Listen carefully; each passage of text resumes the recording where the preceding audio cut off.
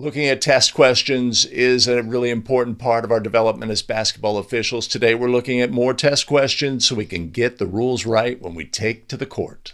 Let's get started.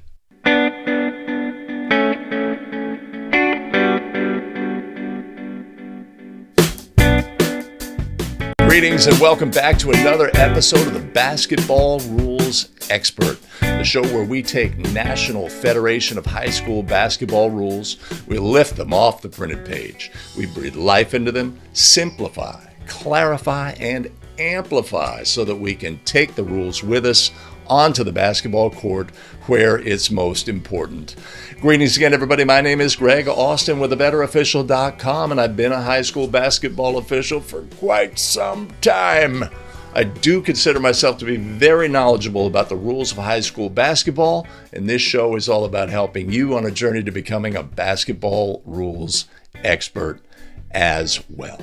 Allow me to thank our fantastic show supporters, Les O'Connor Jr., Tony Dye, Amilcar Garcia, Gerald Mazzucci, and Phil Haddad. Much appreciated and much love. You want to support the show? There'll be a link in the show notes below. Tremendous. All right, let's get started with our very first rules question.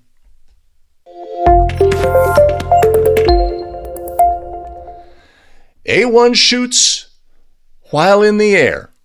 A1 lands on the floor and is then fouled by B1 while A1's arm is still in the follow-through motion. A foul has not been committed since A1 has returned to the floor. B, 2 free throws for A1 because A1 was still in the shooting motion. C, a non-shooting foul assessed to B1. D, a foul has not been committed since A1 left his or her arm in the air for too long. What is our correct adjudication on this play? A1 releases a try while in the air, and then they land. After they land, they are fouled by B1, while A1's arm is still extended in that, this is the way players are trained, right? To continue to extend the arm and hold it. It's part of their shooting training, right? For accuracy's sake. And we have a foul after the player who was airborne has landed, right? What's the correct adjudication on the play? Pretty simple, straightforward. Let's take a look. The obvious answer is C. A non-shooting foul is assessed to be B1. So we have an airborne shooter. That's defined by rule, and they are an airborne shooter until they land. Once they land, they are no longer considered to be in the act of shooting. If a resulting foul occurs, that is a non-shooting foul, and we would adjudicate and penalize that foul appropriately. If the team was in the bonus, then there would be bonus free throws. If the team was not in the bonus, then we would have an inbounds, a throw-in rather, at the spot nearest the foul. Now, of course, the foul occurs after the try is released, so the result of the try will count. If the ball goes in the basket, we're going to score the goal, and then we're going to penalize the foul, right? These can be challenging plays because sometimes the foul occurs very close to when that airborne player lands, okay? But if we make the judgment they have clearly landed, their try for goal has ended, and then, we often see a player then comes out and tries to box out our player who released the try, and they do so by throwing a rear end into that player and displacing them. That's a common scenario here. Our rules question here, though, implies that after the player has released the try and come down, their arm is hit. That's an implication of the rules question. But if we look at the question, obvious answer is C. A non-shooting foul is assessed to be B1. Yeah. Let's look now at our next test question.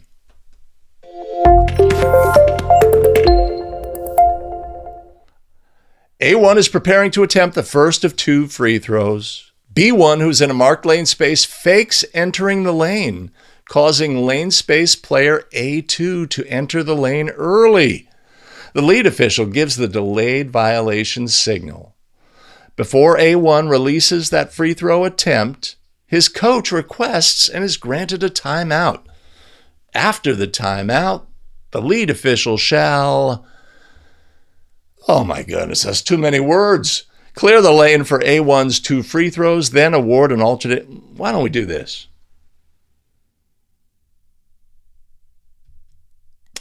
It's too many words. What is the correct action to take here on this play? Right?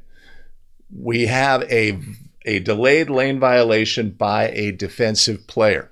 They faked, causing a teammate of the thrower to violate. Player still has not released the try. Head coach for Team A, for the throwing team, requests and is granted a timeout. Now, after the timeout, how are we going to resume? We're going to resume, obviously, shooting a free throw. But what is the correct procedure? Too many words here. Too many words.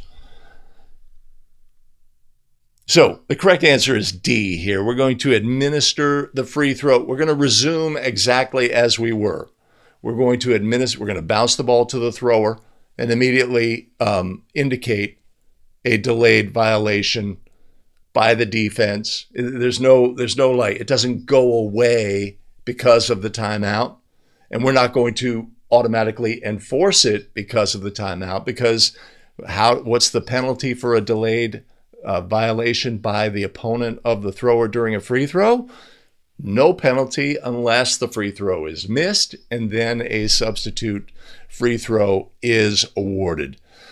So on this play that has many, many words, this is a very unusual play. This is, again, you could officiate for 20 years and never have this scenario occur. You're going to have lane violations and delayed lane violations, etc.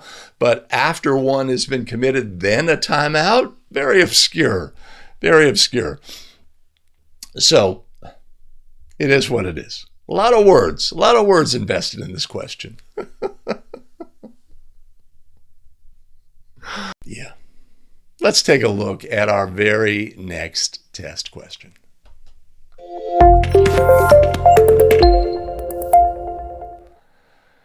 Where is the throw-in administered after a flagrant foul?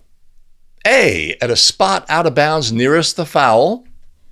B, at the division line opposite the scorer's table. C, either A or B, depending on whether the flagrant foul was ruled personal or technical, respectively.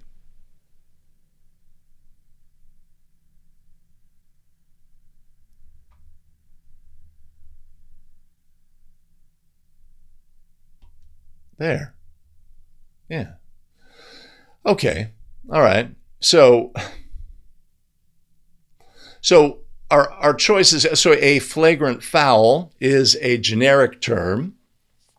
You could say that it implies a flagrant personal foul, which would involve live ball contact.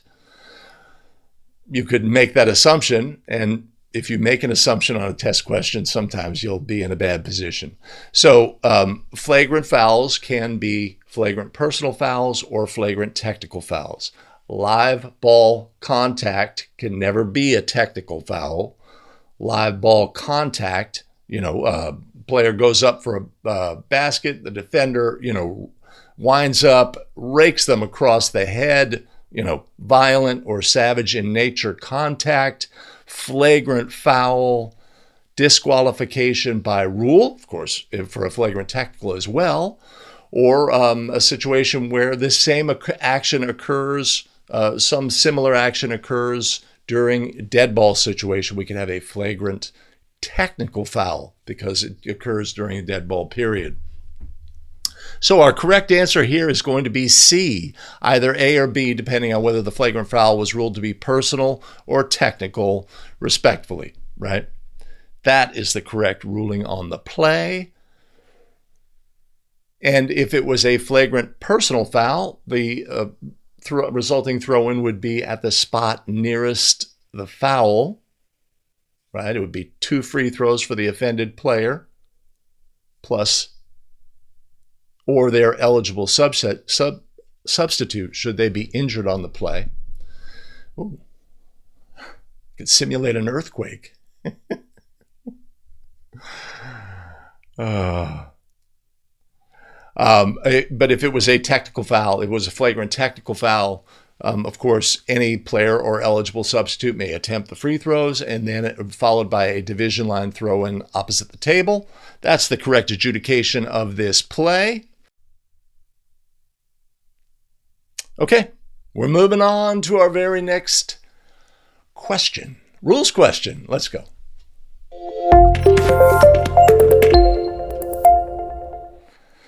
Just prior to the administration of a Team A throw-in, A2, A3, A4, and A5 take positions so close to each other that no defenders are able to fit between any of them without illegally displacing one or the other of the Team A players.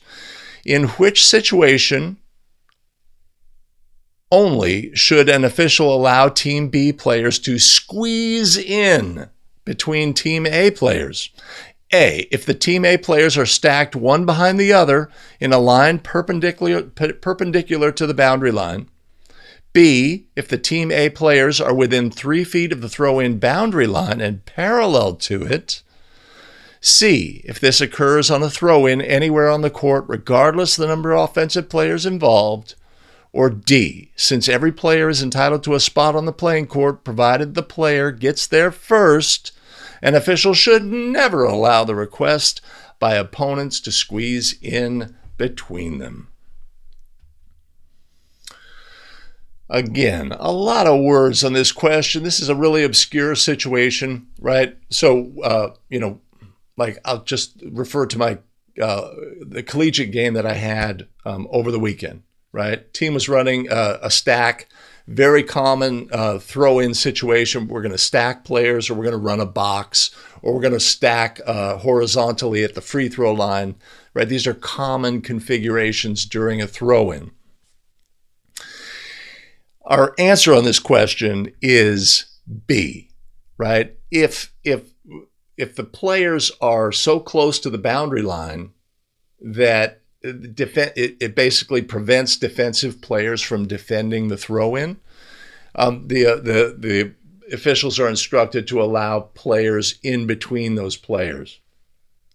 Super obscure situation, right? But if we have a stack where the offensive team stacks and they get one player is they're back to front, and there's no room between them, and a defensive player wants to, insert themselves, they are out of luck if that team was able to set that up first.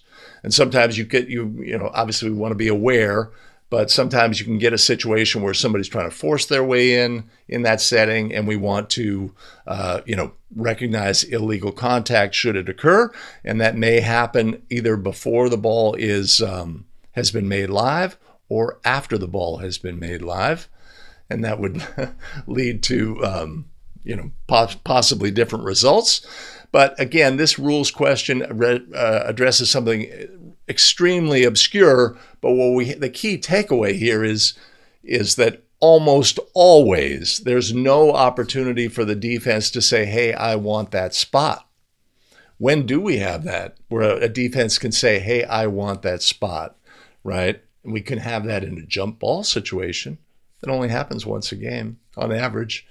Again, so this is a very obscure situation. We don't want to over officiate this play and say, "Hey, players, back up." Team's running a stack on a throw in. Hey, back up, let them in, right? That can be a misconception that we have in that situation. Hey, let's look at another rules question.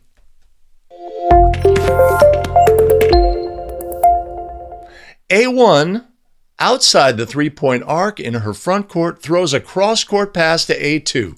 The ball strikes the ring and goes into Team A's backcourt, where A3 retrieves the ball. Which is correct? A, Team A has committed a backcourt violation. B, since team control ends when a pass is released, no violation has been committed by either A1 or A3.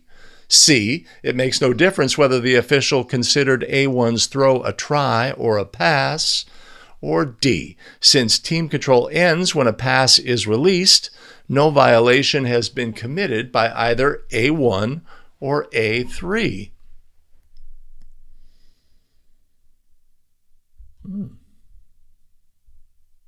What to do on this play? And there's an obvious variation on the play that we have to discuss, and we'll discuss that.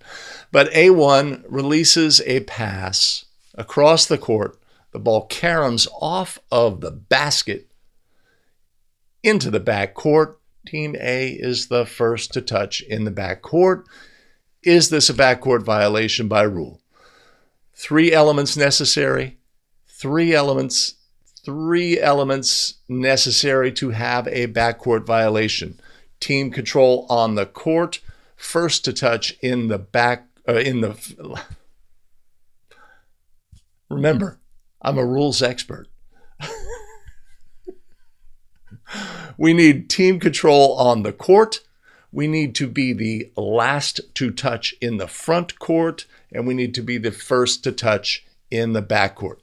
So when A1 releases a pass that caroms off the basket, has team control ended by rule? If it has, then there would be no violation. If it has not, there would be a violation because Team A was the last to touch in the front court and the first to touch in the backcourt. But team control in this situation does not end. When a ball is being passed between teammates, team control does not end. Team control ends with a try or when the opposing team gains team control by a player gaining player control or the ball becoming dead. Those are the 3 ways that team control ends. So in this instance, when a pass was thrown that caromed off the ring, team control has not ended. This would be a violation by rule. And the correct answer is A. Team A has committed a backcourt violation. Right? Now, this is going to, this is not what we expect to have happen in our game. It's unusual. We may take a moment here to process when this occurs, but by rule, team control had not ended if, in the judgment of the official, this was a pass and not a try for goal. It's as simple as that. Our obvious follow-up question is, a possible follow-up question is, what if the ball went in the basket? Since it wasn't, we considered it a pass, how many points do we score, right? That's a simple question, a little non-intuitive, right? But any ball thrown in high school, any ball thrown from beyond the 3-point arc would count as a 3-point goal. So our correct answer here, though, is backcourt violation by rule. Oh, excellent. Excellent. Yeah, so what Mike's bringing up is a situation that any ball that is thrown at a team's basket that hits the backboard is considered to be a try for goal by rule. We have a situation, you've seen it, where the player on a breakaway dunk, let's say, terminates their dribble, throws the ball off of the backboard, goes up, grabs the ball, and slams it home. There was obviously not a try for goal, but they threw it off their backboard to themselves, caught the ball, and scored it. Case play says that is to be considered a try by rule. So, excellent. Yeah, when it's coming from the side, it's easy, at least it was for me, to forget about that exception. Wow, that's a messy loophole. Let's call it that. Hey, let's take a look at another test question, possibly a better worded one.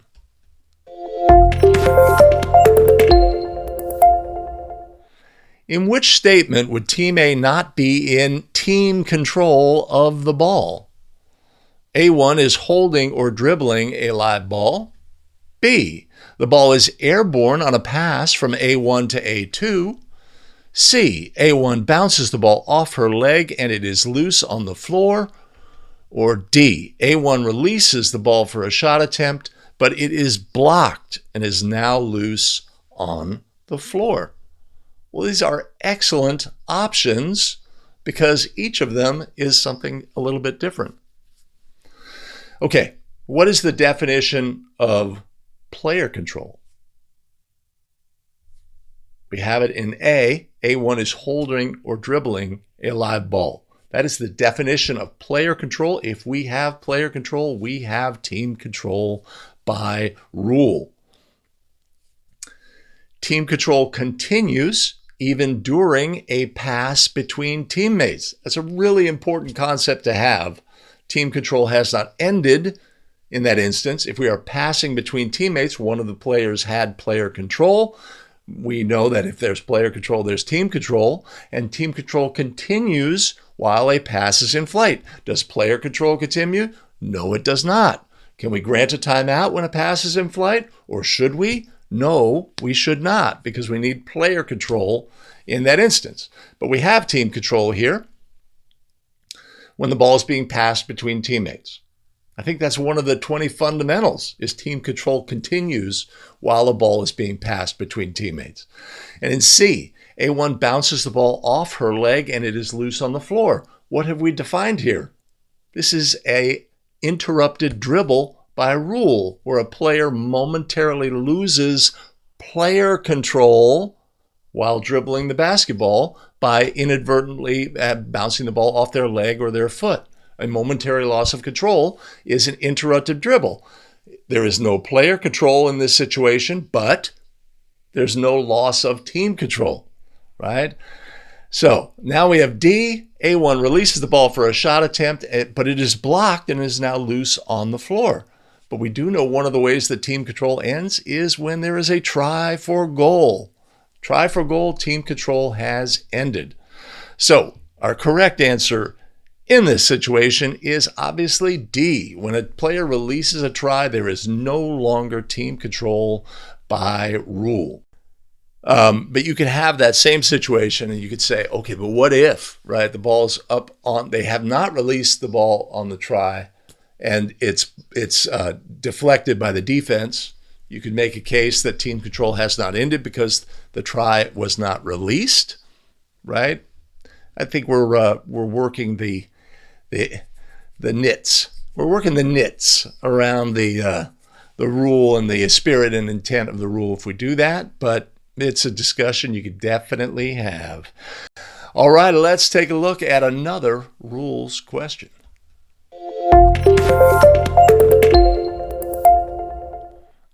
In the fourth quarter, a pass to A1 in his backcourt deflects off his hand.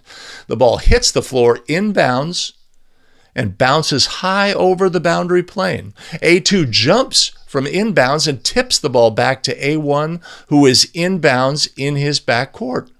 While out of bounds, A2's hands inadvertently contact A1's back while A1 is holding the ball.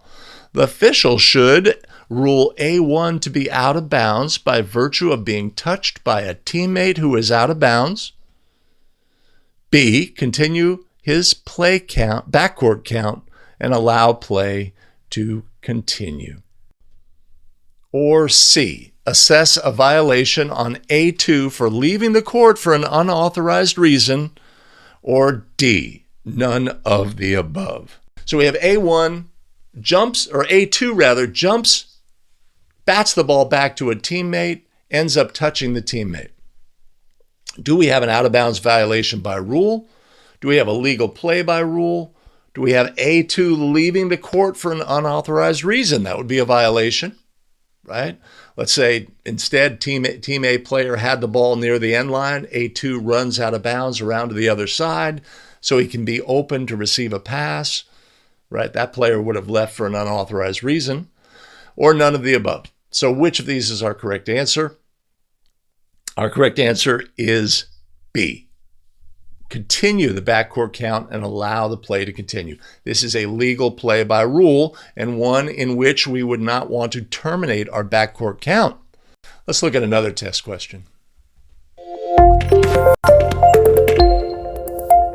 Team A is awarded the ball for an alternating possession throw-in.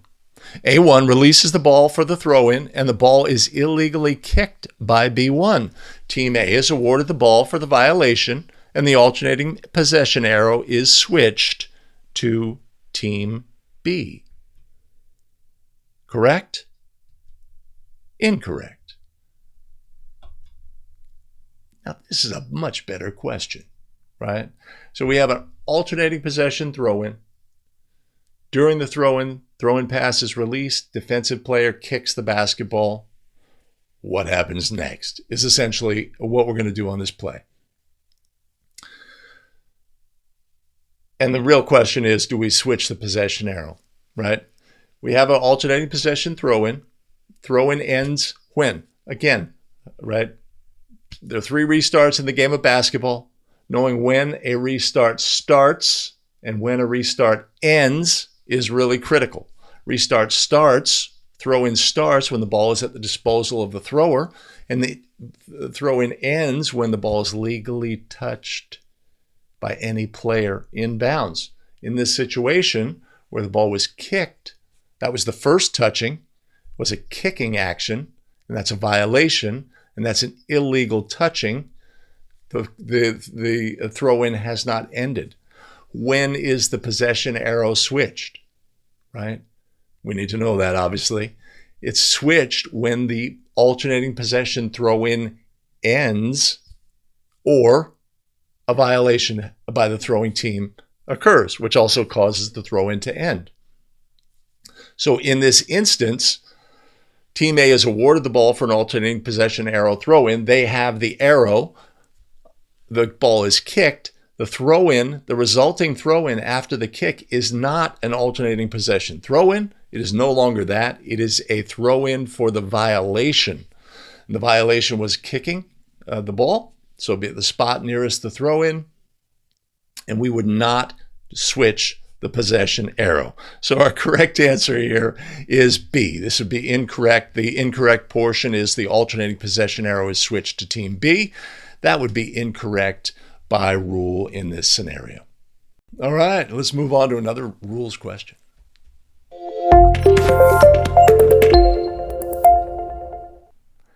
A1 in her team's front court passes towards A2, also in the front court.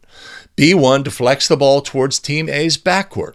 The ball bounces in Team A's front court before crossing the division line, while the ball is still in the air over Team A's backcourt, but never having touched in Team A's backcourt. A3 gains possession of the ball while standing in Team A's backcourt. Which of the following is true? A, legal play and not a violation. Let's just say that. B, backcourt violation on Team A. Had A2 permitted the deflected ball to bounce, then it would have been no violation. C, the officials should allow play to continue without a whistle since the offense may recover the ball that still has front court status in the backcourt without penalty when the defense was the last to touch it and caused it to go from front court toward the backcourt. Or D, A and C. Ay, ay, ay. This language. This is challenging, right? So we have a situation where ball is being passed between teammates in Team A's front court. The defense deflects the ball. It bounces in the front court, and it's over the air in the back court. One of the Team A players standing in the back court grabs the basketball. Is this a violation by rule? In 2007, NFHS had an erroneous rules interpretation that made this play a backcourt violation. It was erroneous. It did not make sense logically. That's the route they took. This used to be, for a period of 10, 12 years a violation because the player was ruled to be the last to touch in the front court because the ball hadn't gained backcourt status, and the first to touch in the backcourt because they're standing in the backcourt, right? A logical fallacy, right? But that was the rules interpretation. NFHS says, let's fix that by putting some language in the backcourt rule, right? They do that. Does that solve the problem? And for officials understanding the backcourt rule? No. No, it does not. It adds further complexity to the situation, right? And so we're getting further away from simple. So a rules language was added that says basically a ball last touched by the defense can always be collected in the backcourt, right? In this instance, we have to have three elements to have a backcourt violation. Team control on the court, we had that. Players passing the ball, they obviously had player control in order to do that. Last to touch in the front court, first to touch in the backcourt. So we have team control, we have first to touch in the backcourt. Was this team the last to touch in the front court? No, it was not. So this rule specifically addresses a loophole in the rule that was attempted to be corrected. Our correct answer on this play is D, A, and C. Forgot about the none of the above. Right? This is a legal play and not a backcourt violation because any player located in the backcourt may recover a ball that is deflected from the front court by the defense. That reflects the language that was added to the rule. And C, the official should allow play to continue without a whistle since the offense may recover the ball that still has front court status in the backcourt without penalty when the defense was the last to touch it and caused to go from the front court toward the backcourt. Again, that reflects the rules, additional rules language that was added in an attempt to provide clarity, which I would suggest was an abject failure to provide clarity. But that's what we have on this play. This is a legal play by rule. If we think about our simplified formula, team control on the court, last to touch front court, first to touch back court, we can apply that to this situation. Was the team the last to touch in the front court? No, they weren't. Therefore, it's not a violation. Come on, man. Come on. I was so disappointed by that. I mean, because first of all, NFHS adds the language and immediately officials here locally, I mean, I could see it play out, think, oh, they've changed the backcourt rule, right? They think like other situations related to backcourt have now, they're trying to pigeonhole this language into their understanding of the rule, not realizing that it's simply trying to fix an erroneous exception that most officials didn't even know about, right? So, during a throw-in, no longer applies. So, our correct answer here is B. This is illegal. And you will find this to often be a test question because it's a popular test question. Learn the answer to this. Does it happen in your game often? No, it doesn't. But it attacks that rules exception that we have to be aware of, that during a throw-in, a player is allowed to jump from the front court, catch the ball in the air, and land in the back court. All right, let's look at another rules question.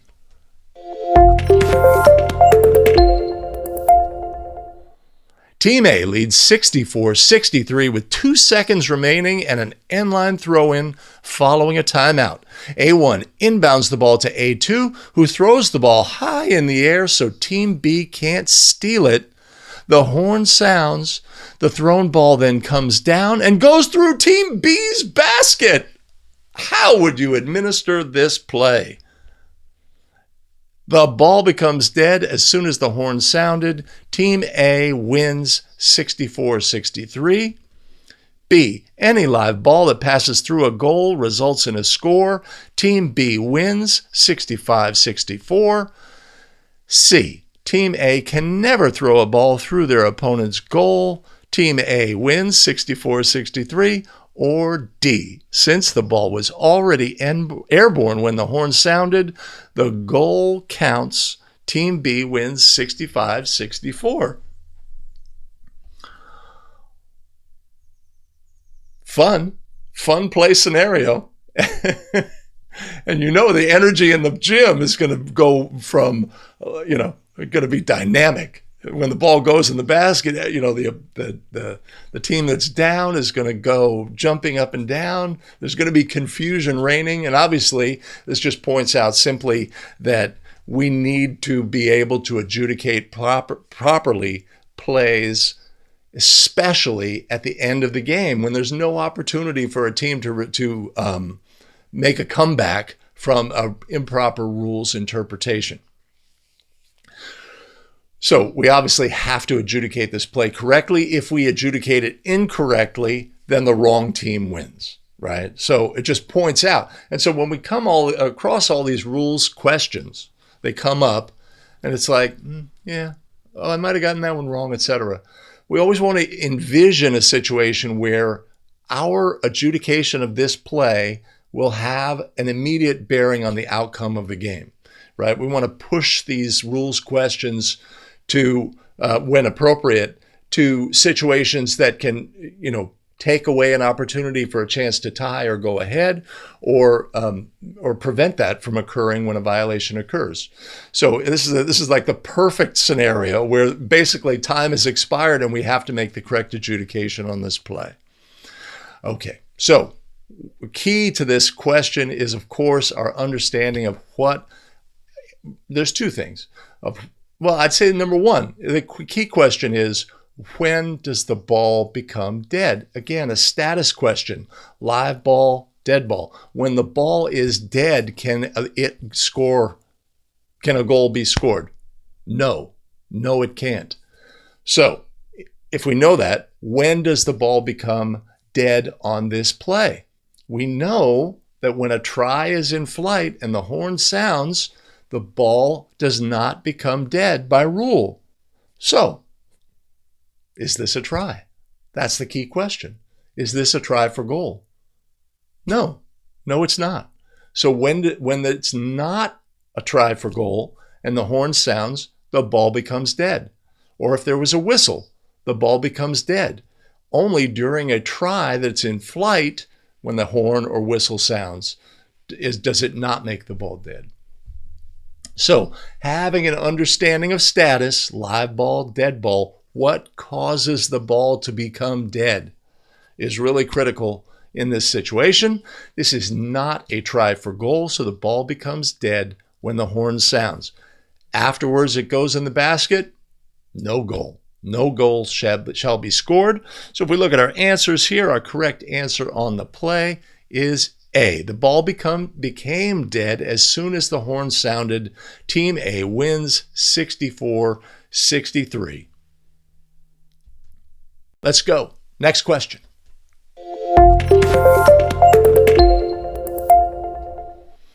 B1 obtains legal guarding position on the baseline by putting a foot on the end line. A1 charges into B1. The lead official rules a player control foul. A, correct. B, incorrect. Position on the baseline. Why are we using baseline in a National Federation of High School Basketball rules question? I do not know. But we have a defender who has otherwise legal guarding position, who has a foot on the end line. By rule, a player who is not on the court is not able to have legal guarding position. This should be ruled a blocking foul by rule. If we look at the correct answer on the play, whether or not the lead official rules a player control foul being correct, no, that is incorrect. This should be ruled a blocking foul by rule when a player who would otherwise be considered to have legal guarding position is not on the court by having a foot out of bounds. That player is liable for a blocking foul. And that's the correct ruling on that question. Let's look at our penultimate question.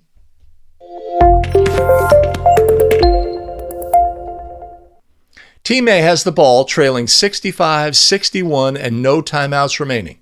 A1 makes a layup to cut the lead to 65-63 with 4 seconds remaining on the clock. As the ball is falling to the floor after passing through the net, A1, knowing her team has no more timeouts, swats the ball into the bleachers. How should we administer this play? A refers to no prior warning for delay. B, this is an unsporting technical on A1. Team B should have 2 free throws. C, this is an intentional personal foul on A1. Or D, in situations with the clock running and 5 seconds or less remaining in the game, interfering with the ball should be ignored if its only purpose is to stop the clock. The clock should be allowed to expire, and the game ends with Team B winning 65-63. We are not going to spend our energy reading these other 3 questions when the obvious answer here is B. This is an unsporting technical on A1. Team B will have 2 free throws taken by any legal player of their choosing.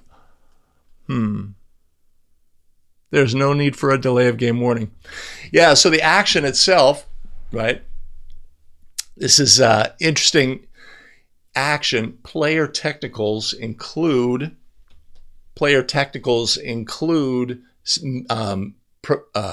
delaying the game by not, I forget the language, by delaying the game.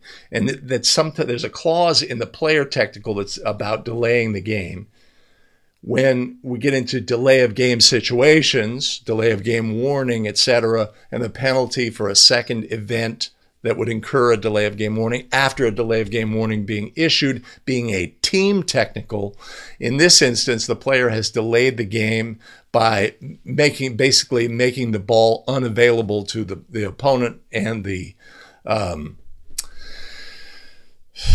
official in this instance. How you would handle this game in a live setting, since you know that we are to ignore actions that are done simply to try to get a whistle, which would, stop the clock and at least give this team a chance to then foul or make a steal and score.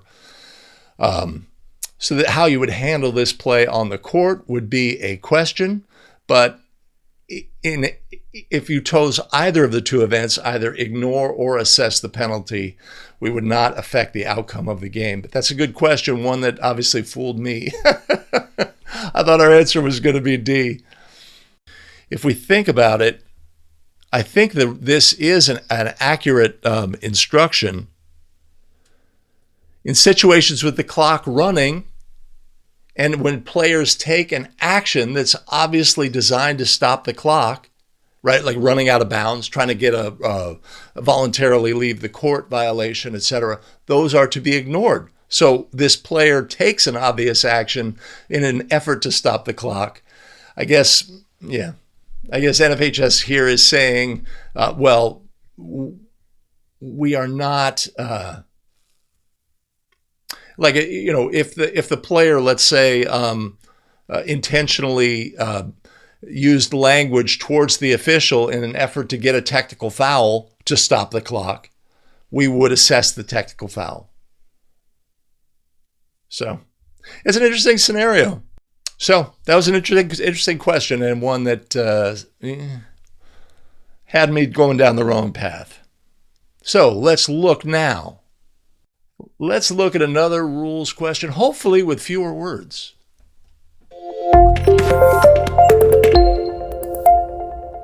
Team A is awarded a throw-in near the division line. A1's throw-in is deflected by B1. A2 jumps from Team A's front court, catches the ball in the air, and lands in the backcourt. A, legal. B, illegal. Word count, Excellent. We like a brisk question. Team A is awarded a throw-in near the division line. The throw-in is deflected by B1. A2 jumps from Team A's front court, catches the ball in the air, and lands in the backcourt. Is this a legal play or not a legal play? Simple and straightforward. We have to have an understanding. Again, restarts in the game of basketball. Jump ball, free throws, throw-in. During a restart, rules apply. When a restart starts, when a restart ends are critical components. We know that during a throw-in, there's a rules exception. During a throw-in, during a jump ball, or when a player is on defense, there's a rules exception that allows that player to jump from their front court, catch the ball in the air, and land in the backcourt legally. It's an exception to the backcourt rule. It applies during a throw-in. Fantastic. Did this play occur during a throw-in? Well, had the throw-in started? Well, yes, the ball had been made available to the thrower at the disposal of the thrower. Had the throw-in ended? That's the key question on this play. When does a throw-in end? When the throw-in is legally touched, the throw-in has ended by rule. So when the player with front court status catches the ball and lands in the backcourt, they have committed a violation by rule because the rules exception that allowed that player to take that action. Thanks for joining us today on Basketball Rules Expert. Now would be a great time to do all the things. Hit like, subscribe, and notify so you don't miss out on any of our future content. Hit notify so you get notified when we go live. We go live at least a couple times a week. Hey, let me thank our fantastic show supporters: Les O'Connor Jr., Tony Dye, Amilcar Garcia, Gerald Mazzucci, and Phil Haddad. Much appreciated and much love. You want to support the show? You can always buy us a coffee. There's a link above and in the show notes below. We have for you additional video content here. I've made this selection. YouTube makes this selection. You make your selection. Choose wisely. We'll see you in the very next video. Take care.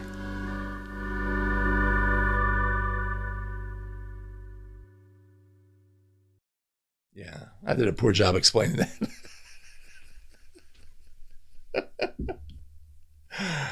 Fix it in post.